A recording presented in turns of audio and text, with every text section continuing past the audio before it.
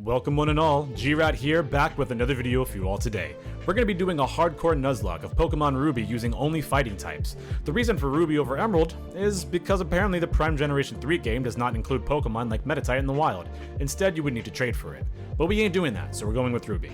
We'll need to because there are only a total of 6 encounters, which makes this game much harder, especially when the type isn't to adapt to its speed stat with only a few exceptions like Blaziken. Just like last time with the flying type Nuzlocke, no item usage in battle, one and done encounters, don't use any legendaries, installation of the level caps, etc. Make sure you take a moment to like this video ahead of time so we can have the best of luck going through this. Let's see if we can beat this on the first attempt. Is what I would say if I hadn't already attempted the challenge live, but honestly had a rough time having to deal with the utilizations of EV training and dealing with bad matchups. And you should follow me on twitch.tv. So, attempt number 4, here we go. Now, I know a lot of people mention this segment in the game, but why the hell are you making a child ride in the back of a truck with no ventilation, and I can guarantee you that heat is probably being unbelievable right now. I live in Florida, and I know that bitch is way too hot, so if I were to be in that position, I guarantee you right now at 10 years old, that would land me in the quickest foster home. Well, time to finally grab our starter, and we're using another fire type, just like Fire Red, and we'll be able to use this on our roster, a Torchic, which I checked the nature immediately to see I have a hardy nature, which is good because I planned on making this Blaziken a mixed attacker, since this is the only Pokemon with fire present and a decent special attack. After taking down the Poochyena, I named Torchic KFC. Time for the first rival fight, and since this is Ruby, there are only a total of 4 battles, so I'll only be commentating on the one battle that I have on Route 110, as the other battles are kind of lackluster. Now we have the Pokedex, the Pokeballs, and the running shoes, so we can finally get set on our fighting type adventure, but we still have one more Pokemon to capture. Before that though, watch me speed through this catching tutorial that my own father won't even come out with me just to actually spend time with his son. Finally into Petalburg Woods, where we have our second encounter, which I eventually find the one I'm looking for, Shroomish, that I named 1-Up, and it has a bold nature. This is pretty bad, but I also considered resetting here, since I was so early into the run, but my gut was just kind of telling me to go through it anyway. Now, these two Pokemon aren't fighting types yet, as KFC will be a fighting type at level 16, and Shroomish will be one at level 23, but because there are absolutely no fighting type Pokemon before the first gym, this will be what we're rocking with, since the level cap for Roxanne is 15. Hello, have you seen any Pokemon called Shroomish around here? I really love that Pokemon. Man, I ain't telling you shit. Oh no! A Team Magma Grunt! Easy ass win though. Okay. All that running for the item and finally made it. For an X, defend. Alright. After getting the Cut HM and the Quick Claw from an old man that wanted to beat up children, it's time to EV train up both 1-Up and KFC in speed and attack. However, for the Roxanne battle, I'm going to be focusing on the advantage I have with Grass. Attaching Oran Berries to both Pokemon, let's take her on. She leads Geodude as I lead with 1-Up, and the plan is very simple. Just spam Absorb on Geodude since whatever attack it wants to go for, I'll fully heal. But it ended up going for Defense Curl, and I take it out with a few absorbs after she uses a few of her potions. I edged the experience enough for 1-Up to level 16, which is allowed since I started the battle level 15, so I can learn Mega Drain, which will be much better against the defensive Nose Pass coming in. I go for Leech Seed to only miss, but it's not a big deal anyway since I'm at full health, and after a weak Rock Tomb, a second Leech Seed lands. From here, it's just an easy win with Mega Drain and Stun Spore, so I can outspeed the next turn to win the battle. With the level cap being 18 now, I'm able to evolve KFC into Combusken, which is our very first fighting type of the run, which means that Shroomish will have to go in the PC until after Brawley. Tasking a child with a very important errand like going down into an unknown cave where there are no traces of light below, there's Pokemon everywhere which you can't even see, is too much if you ask me. But it allows us to get our official second fighting type encounter, a Makuhita, that I call the Chosen One, which honestly, this thing is going to be a massive asset to our team. He's got a sassy nature, which is pretty good when dealing with psychic types, and I'll need more bulk to the team. Making it towards the end of the cave to Steven allows us to go straight back to Rustboro to get the experience share that will be very helpful leveling up Pokemon during EV training. Now that that's done, it's time to go back to Dewford, which then I just go straight to Slateport because the Energy Guru has vitamins and I can easily go to this person because I can actually EV train my Pokemon without leveling up, and it'll be very helpful versus Brawley. After a little bit more EV training in HP and defense, it's Brawley time. He leads Machop as I lead KFC. I want to focus energy so bad, so I do. I'm afraid to bulk up, but instead Machop uses Karate Chop. I go for Double Kick now, and what timing since I get 2 crits in a row to take it down. Makuhita comes out next, and I know I can live at least 1 max arm thrust without any additional buffs, so I go for Double Kick yet again with a crit for the first kick, and the second kick, making this battle won flawlessly with every single kick and a crit double kick. Say that fast 3 times. Single kick and a crit double kick. Single kick. Oh, Now that we've cleared Brawley in the best way possible, it's time to head back to Slateport City to continue on with the story. After Maxie introduces himself to us and gives me PTSD from when his Golbat clapped my cheeks, we're able to evolve 1-Up into a Breloom at the level cap, which allows us to finally use this Pokemon, and it'll be very helpful for the upcoming battle with our rival. Speaking of, it's time to get rockin' with the typical Gen 3 run killer, but not so much in Ruby and Sapphire in comparison to Emerald, so I'm able to lead with KFC and Wreck-It Shroomish. Marshtomp is next, and this is exactly why I evolved 1-Up, so I can go from Miracle Seed boosted Mega Drain to one-shot it. Last is Numel, so not so much of a threat after I send in the Chosen One. Now that we're here in Mauville, we need to take on the gym leader immediately, since my Pokemon are about to over-level at this point. But first I grab the coin case, Rock Smash, and the bike before completely wrecking Wally's Ralts. Would you even consider Wally a rival? I guess he's considered a rival, but I'm only considering like the May and Brendan like rivals. Like Wally's nothing. I don't even know why he's considered a rival here. Anyway, clearing out the trainers got me to the level cap I needed, so let's take on Watson, who's notorious for ending runs as well, but not so much in Ruby and Sapphire in comparison to Emerald again, because he has a freaking Magnetric in that game. Anyway, I lead KFC as he leads Magnemite, which goes down to just one double kick. Voltorb is next, and my asshole was mad tight because Voltorb self-destructed, and I thought I was about to lose my starter. Thankfully I didn't, so I don't have to really worry about it now, and I can send in 1-Up on his incoming Magneton, which freaking hits me with a critical hit Shockwave. Are we serious right now, man? Shaking the crit off, I go for a quick Mach Punch to do half damage, and it goes for Thunder Wave, but I have a Cherry Berry to get rid of the para. I ain't playing that hacks game today, no sir. Being healthy now, I can hit another Mach Punch for the KO and the badge. I legitimately thought I was going to lose KFC from that self-destruct, but I'm glad it didn't crit when it blew up. Moving on north through Route 111, we make a quick pit stop to the Windstreak family, who's not a problem at all. After beating all 4 of them, we're able to get the Macho Brace, which, boy, this bitch gonna be helpful for EV training, especially for our next encounter in Machop that I'm able to catch on Route 112 and named Me, because honestly, I kinda look like Machoke. Rushing to the PC, I check Me's nature, and it has a Brave nature, which even though it's already losing speed, it's not going to be the fastest Pokemon anyway, so I'll just need to hit hard with the Guts ability, since Chosen One has Thick Fat.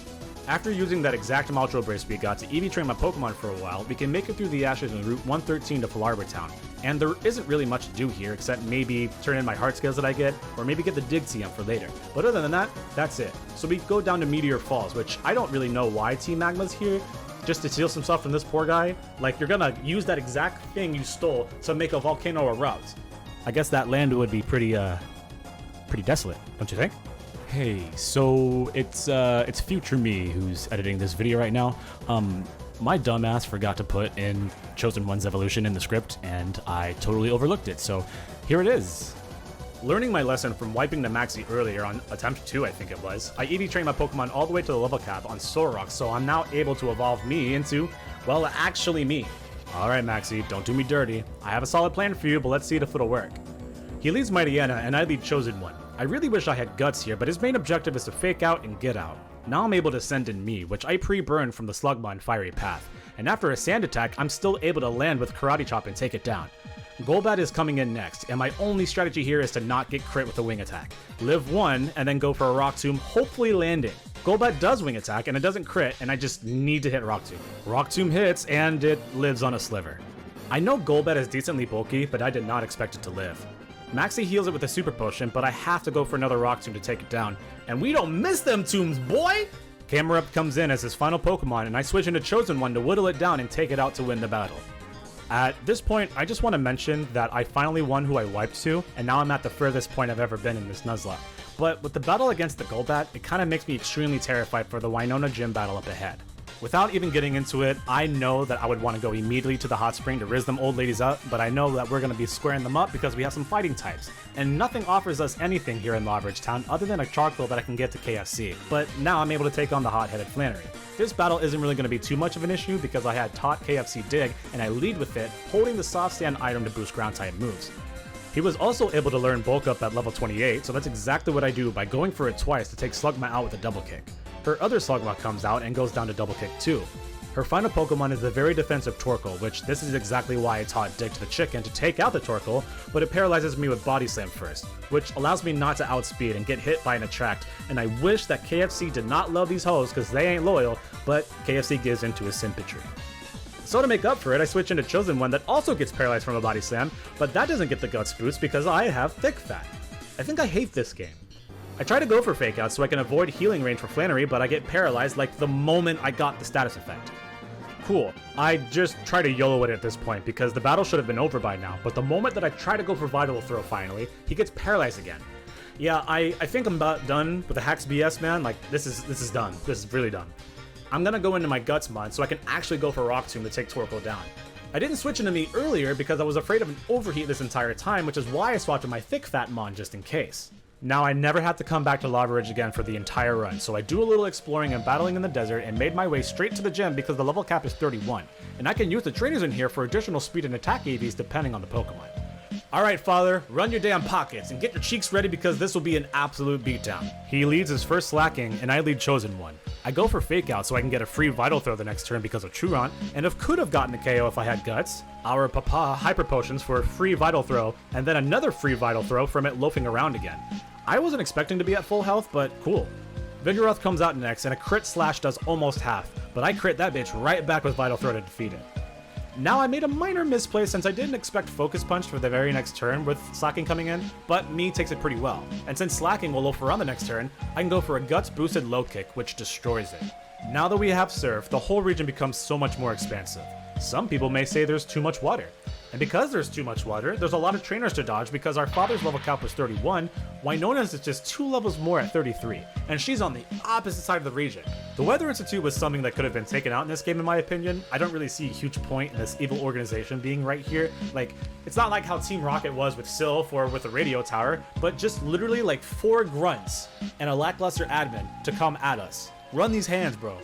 Fortree City's upon us, and I can take on the gym right now, but it wouldn't be a great idea because we need more Pokemon to possibly sack off against Wynonna. So skipping past every single trainer, I can run towards Lilycove City, and I end up both at Mount Pyre and the Safari Zone, which both of our remaining counters are. The Safari Zone will be first though, to find a Heracross, which is super hard to capture, but thankfully after just a few balls I got really lucky and was able to name him Blue Beetle. And it has an impish nature, so plus defense and minus special attack. That's really good actually, because it'll be able to at least live one massive hit before dealing mad damage back. But I need to train Heracross on a little bit of speed because it won't be the bulkiest. Mount Pyre's last, and this is the very last encounter for the entire run, and the whole reason why we're playing Ruby over Emerald Meta-type. I capture her and name her She Don't Miss because I'm not planning on missing out on Metacham. Unfortunately it has a calm nature, so pure power is lowered a little bit, but this will be more of a special attacker and not a mixed one like KFC.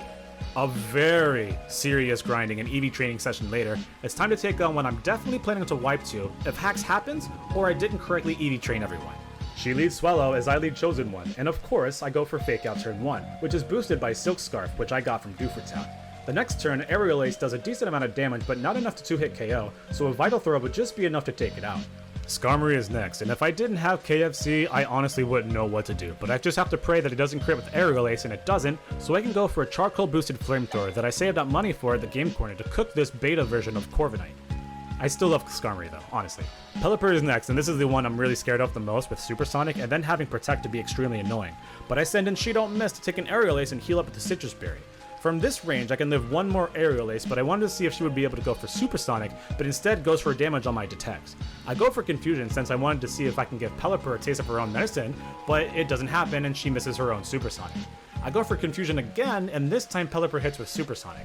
I can't switch Meditite out just yet, so I have to go to try for damage and see if I can send in Chosen One for Fake Out later. But even going through the Confusion, Pelipper protects. It may stall out Confusion turns, but this is really annoying. The one time Pelipper tries to go for double protect, She Don't Miss finally misses out on an opportunity to deal damage to the freaking Pelican. I wanted to snap out of Confusion by now, so I go for Detect and get lucky with going through, because if it didn't, I would have lost Metatype right there. I now don't have a choice, so I have to swap in Chosen One, and I'm praying for no crits as Aerial Ace does some chip. Another Silk Scarf Fake Out does some damage, and then Protect the next turn the moment I try for Smelling Salt. It fails Protect again, and then now a Silk Scarf boosted Smelling Salt is actually going to take it down. Her Ace Altaria comes in as her final Pokemon, and I know she's programmed to go for Dragon Dance turn 1, so I go for damage with Smelling Salt again because the plan for this now is to swap into me, which will go down in 2 Aerial Aces, but here's the best part. Attaching the Quick Claw to me gives me the luckiest opportunity to go for Rock Tomb that's Guts boosted first before I get hit again, and that just wins us the battle without sacrificing a single Pokemon. I can't believe Quick Claw came clutch. I don't know if that was just all luck based for that entire battle, or if I implemented somewhat of a good strategy, but you know, we take those. At this point in the game, I didn't really see anyone else, Gym Leader or Elite Four member, a massive threat anymore, since we got through all the worst possible matchups in this game. Not even Tate and Liza or even Phoebe later. Or so I thought. Needing to go to the department store, we have our final battle with our rival who just gets wrecked. And that's the end of the rival fights. I guess until Wally. Back to Mount Pyre, but this time we're driving out Team Magma from the summit. And honestly, how desperate do you have to be to mug 2 old people over a glowing orb? And then how quick do you have to be to freaking go from Mount Pyre to Slateport City doing the damn thing with the whole ass submarine? And then transit that said submarine with a high-end Logitech controller to your hideout to leave the moment I get there. Both Moxie and Archie have always been all over the place, but I just find this crazy.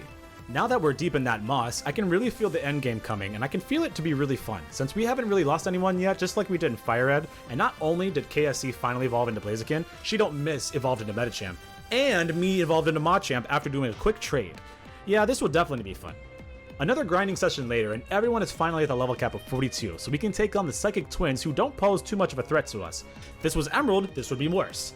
As Tate and Liza lead with the Sun and the Moon, I lead Chosen One and She Don't Miss. The plan is to fake out Lunatone as I throw out newly taught Shadow Ball that does a good amount of damage to Solrock to 2-hit KO it. Solrock hits Chosen One with a hard Psychic, and thankfully he's Sassy Nature and EV trained in HP, so we can take 2 Psychics before going down. But I'm not going to risk it, of course, and switch into our newly evolved Me for his Jane debut. She Don't Miss takes out Solrock with another Shadow Ball, but Lunatone hits Machamp for a good amount of damage with Psychic. I decided to just switch Me out for KFC, which can take a non-crit Psychic and deal damage the next turn by outspeeding. However, Psychic did way too much damage, and I don't think I calculated that right, but it nearly takes out our starter. And I wasn't really recording this battle live, but when I tell you I screamed, I'm pretty sure I broke the sound barrier. Now, I know Lunatone will heal back to full with +1 from Cosmic Power, and even with KFC holding the Charcoal still, and now activating its Blaze ability, a Flamethrower does a little bit more than half and gets the burn. That's really good, because She Don't Miss ends the battle with 1 more Shadow Ball.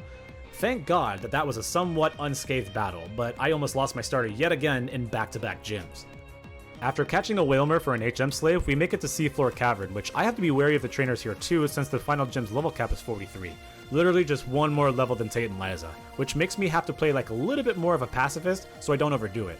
Getting the Earthquake TM will be extremely clutch for later, but for now we need to take on Maxie for the final time. But this time instead of Golbat, which already quad resists my entire team, he has a Crobat, which definitely quad resists my whole entire team, and on top of the defense boost. And just like last time, Maxie leads Mightyena, and we're going to go with a similar strategy leading with Chosen One for a good fake out. Being at -1 from Intimidate doesn't matter though, as Vital Throw can take it out. Crobat comes in, and it's still extremely terrifying. However, now that my team has gotten much stronger since then and we have better moves for options, Crobat isn't really too much of a threat if it doesn't crit. If it doesn't crit. I then swap into Me, hopefully not getting crit by Air Cutter, which has a high critical hit ratio. It doesn't, as I get off a Rock Tomb to lower its speed. Now I don't have Me pre-burned or poisoned because Me wasn't meant for the Crobat. She Don't Miss was. I swap into her to now know that I can outspeed from the Rock Tombs earlier, and I start setting up Calm Mind from the camera up to the back. But then Crobat goes for a Confuse Ring. Here we go again, just like with the Pelipper. I try to break through, and we do. Now we can take out the Crobat at full health, and without too much of an issue, it just felt really good. Camerupt comes out, and I just wanted to hit Harvest Psychic, and we break through Confusion again to deal massive damage. Another one would take it out, but it goes for Amnesia, so now our high jump kick will take it down, but this is the moment I get hurt in Confusion and Earthquake almost takes us out. I really need to start putting Cherry Berries and Prism Berries on like all of my Pokemon. I'm sick of these hacks. We're too low of HP though, and I'm not playing this game, so Chosen One, here we go. With just a fake out and an arm thrust, the match is finally over. I think this game has given me way too many heart attacks to the point where I'm pretty much borderline cardiac arrest at this point. So much for not having any more potential threats in the run. Maxie learns his mistake that maybe he shouldn't promote global roaming, as we're all heading in that direction anyway. He dips on out of here, and Steven tells us to go to Teutopolis. Once we make it there, we get to the Cave of Origin just to capture the big bad boy, and never even bother to acknowledge that all of those trials and tribulations that Maxie and Team Magma did was just for me to get a Master Ball to catch this legendary, and not talk about how every single one of us didn't burn to a crisp. Like what? Alright, 8th and final gym time, and we have a pretty good matchup against Wallace, as I was able to go back to Falarbor Town to use one of the hard skills we got to teach She Don't Miss Thunder Punch. So that's exactly who I'd lead with against Wallace's Love Disc. And I didn't realize this until after editing, but Love Disc is female, my Metachamp is female. I didn't realize that Love Disc was going to play around the whole Attract game. I totally forgot about that, but we're just going to go with it being intentional. It's like the perfect league. So because of that, I'm able to set up 3 Calm Minds, but before I'm able to get that strategy out, Love Disc confuses me turn 1 with Water Pulse. If I'm not going to get hacks that way, I'm going to get hacks this way. But I'm able to get off another Calm Mind as Water Pulse doesn't do much damage. I still haven't snapped out, but I can break through one more time to get a 3rd Calm Mind up. If I can just snap out of Confusion right now, this whole battle will be a sweep. Thankfully I do, and Thunder Punch takes out Love Disc, Psychic takes out Wish Cast after it heals from a Hyper Potion, Celio also go down to Thunder Punch, Seeking does too, and surprisingly Milotic, even at +3, takes a Thunder Punch at half, and after dodging a Confusion from Water Pulse, another punch is able to knock it out for the final gym battle 1. Good lord, man. Evergrande City, the home of the very first Victory Road in which it's almost in complete darkness. And I don't even think any other Victory Road's like that now that I'm saying it out loud, but we don't even need it since this cave is actually a lot shorter than a lot of people make it out to be. We battle the trainers and get some good experience in before we reach the end of the cave where Wally's last battle will commence. However, before all of that, the level cap is now 55 to match the level of Drake's Salamence, so I turn around and continue to explore every single area thoroughly and get my remaining EVC check, as well as teaching moves to the squad. Though something interesting happened. While doing a bit of grinding on Golbats in Victory Road, I ended up finding a shiny Golbat, of all things. I catch it and named it, what? Because like, what? It's been a while since I've gotten a shiny in Gen 3, but now that I know it just won't happen again for a long time. Huh? Nah, bitch, more like, what? I was just using Blue Beetle with Thief to find a Duskull or Shuppet with the spell tag to boost Shadow Ball, and then you show up? Now, I do a lot of shiny hunting, but I never find shinies with the odds in this game so quickly between each other. I can't even make it out. I can probably tell you it's probably like maybe 25 minutes. Unfortunately, it isn't a poison, flying, or a ghost run, so maybe another time. With everyone being at the level cap of 55, it's time for Wally to get his cheeks clapped. I lead the She Don't Miss as he leads Altaria. I try to go for knockout with Ice Punch, but it barely misses out on the knockout and freezes. And then it defrosts immediately and sets up a Dragon Dance. Like, I can't even have one turn of freeze, not one. Wally is too damn broke for any hyper or max potions even, so another Ice Punch does the trick after it heals. Delcatty's next, and I just want to take it up with Chosen One, but I lose the coin toss flip and end up falling asleep by Sing. After a few more turns, Vital Throw just does the job and just one-shots it. Big Bad Gardevoir is here, and I still have Shadow Ball and She Don't Miss, so you know the drill. Roselia gets taken out by Psychic, and his final Pokemon is Magneton, so I cook those Magnets up to win the battle. Alright, who's nervous? Couldn't be me. The only trainer I'm really worried about though is Phoebe, and maybe even Steven. Even Steven. If you don't know what that is, my friend, you are too young. So stupid, so stupid. Anyway, let's get straight into it with my finalized team. So this entire time, ever since I got Blue Beetle, he has not made any strides into furthering the run, except being more expendable than dependable. But in this battle against Sydney, he doesn't even stand a chance after I take out Mighty Anna with Return that flinches from King's Rock, and then Brick Break the next turn to take it out. From there, every single Mega Horn lands and gets the knockout, even at -1 from Intimidate. Heracross is such a monster. Phoebe may be a little bit problematic here, but I have a plan. I lead with 1-up as Duskbuck comes out, and it goes for Confuse Ray after I hit it with Leech Seed. I don't need Breloom now, so I can make a swap into KFC, which gets hit by a Curse and takes it out with Flamethrower the next turn. Annoying-ass Sableye is here, and it has no weaknesses in this gen, so my best option, or so I thought, would be the Leech Seed Sableye again, while I sell it with Calm Mind on She Don't Miss. Sadly, a crit Psychic puts me in the danger zone, and my plan flopped, so now I have to switch into Medicham as a Psychic and Shadow Ball almost take it out. I still outspeed, so another Shadow Ball boosted by the spell tag finishes it off. Both Bayonet that she has also goes down to one shot to Shadow Ball. The second Dusclops makes an appearance, and the problem here is that a good chunk of my team can't really hit this thing hard now that Breloom got critical hit earlier, and the plan was to Leech Seed that on an Ice Beam. So Me comes out, and the plan here is to use Rock Tomb boosted with the Heartstone I got from the Trick House, and it does a good amount of damage for it being a Dusclops, as Confused Ray connects and we break through another with Rock Tomb. Me snaps out, which that baffled me because I never snap out of Confusion turn 1 or turn 2, and I hit one more Rock Tomb. Now I can switch into KFC to get hit with a non-crit Shadow Ball that puts him in Blaze range to go for Flamethrower to take it down and win the battle. I'm sad I couldn't get a Leech Seed off in that thing, but it ended up working out nonetheless.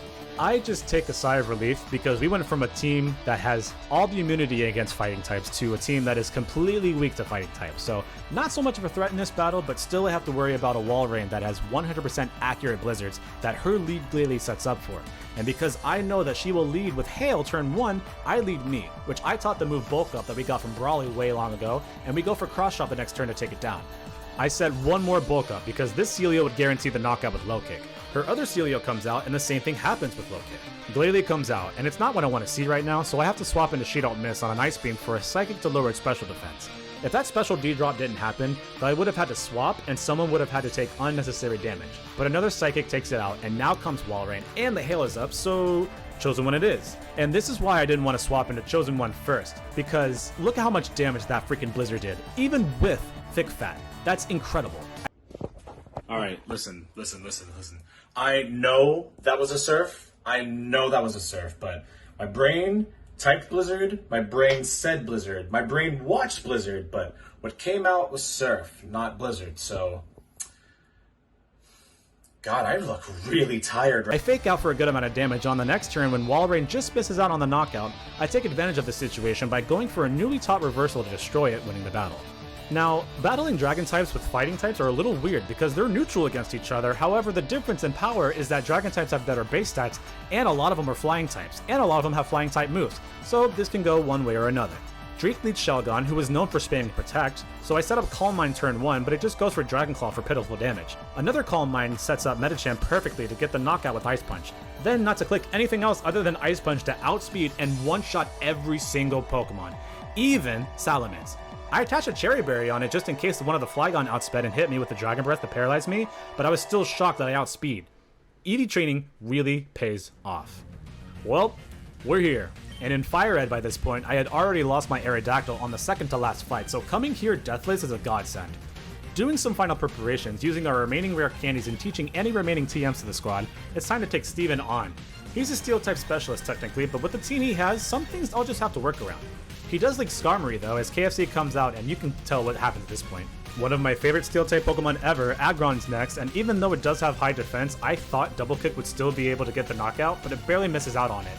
Blaziken learns Sky Uppercut at level 59, so we just missed out on a huge move we could have had. It does hit us with a very hard EQ, but I need to save KFC for later, so I swap into me on the full restore and then go for Bulk Up. I attempt to go for EQ the next turn, but then Aggron paralyzes me with a Thunder that he lands, and then I can't even move. After taking it down with Earthquake the next turn, Almaldo comes out. I'm assuming he wants to go for Aerial Ace, but the range I'm at with +1 won't kill me, and that's exactly what happens as a Cross Chop obliterates Almaldo.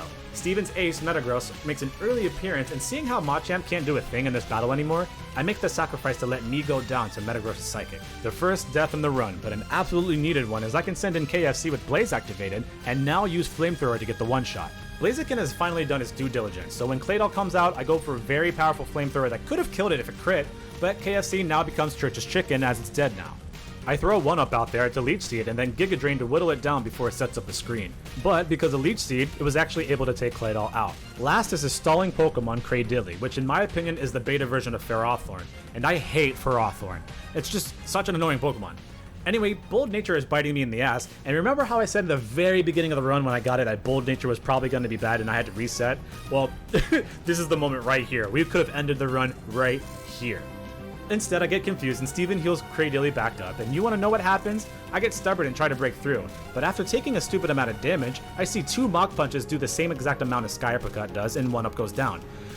God, if it wasn't Bold Nature.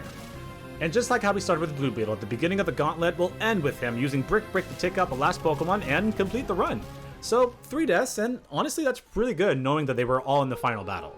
If you've made it this far into the video, thank you very much for watching. I really do appreciate it. With now Fire Red under my belt, and now Ruby under my belt, and almost Platinum, which I tried to attempt on Twitch.tv, which you again should follow. I love doing hardcore Nuzlocks.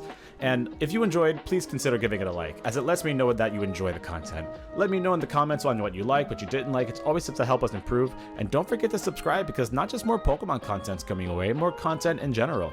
May you all stay safe, and I'll see you next time.